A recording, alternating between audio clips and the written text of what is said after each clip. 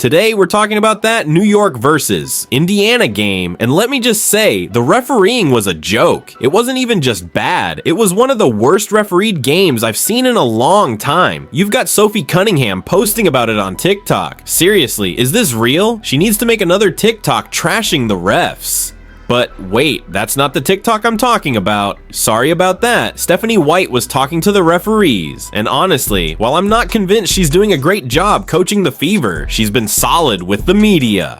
However, let's talk about Caitlin Clark. She was fouled about 4 times before the ball was stripped cleanly. Now, it's okay to miss calls sometimes if you're calling things both ways, but the Fever got called for touch fouls, while New York got away with much worse. There was a 31 free throw discrepancy, and it's even more ridiculous when you consider the Fever were attacking the rim, not just chucking threes. The lack of respect for this team is unbelievable. It's disappointing that the refs aren't calling things both ways, but we can't let it consume us. We've got to control what we can control. At times, our execution in the late game was good, especially in the fourth quarter, but we still failed to recognize mismatches. Aaliyah Boston had so many opportunities, but the only person passing her the ball was Kelsey Mitchell on a drive. Caitlin Clark would pass her the ball down low, but then they took the ball out of Caitlin's hands. That's a coaching mistake. Honestly, Stephanie White's game plan for Caitlin Clark was a disaster. She didn't do anything to address it. The Fever had a chance to win, but they couldn't capitalize. And let's talk about the calls in the game. Natasha Cloud literally fouled Caitlin Clark, and the refs missed it. If that call had been made, Caitlin would have gone to the line and had a chance to win the game, but instead, they let it go. It's also funny seeing Caitlin Clark get so much hate, especially from the anti-Caitlin crowd. These same people were the ones who demanded an investigation over a dolphin noise. It's just ridiculous. After the game, Caitlin was clearly upset, and the refs didn't do her any favors. She's been getting hacked for 3 games in a row now. They keep allowing the same thing to happen, and it's costing the Fever. The refs have made it clear. The way to beat the Fever is to hack them, especially late in the game. Stephanie White is not getting a pass here either. The inbounds play was awful. Twice now, Caitlin gets the ball with no pressure, and that's a coaching issue. The Fever had a 12-point lead, but then Natasha Howard went on the floor and was directly at fault for consecutive baskets. The Fever should have won this game. They were the better team, but the refs and bad coaching decisions handed the game to New York. If Caitlin Clark had run the point for 40 minutes like she did last year, they would have won by 20 points. But instead, the game ended with bad calls, bad coaching, and the refs deciding the game. The Fever were robbed.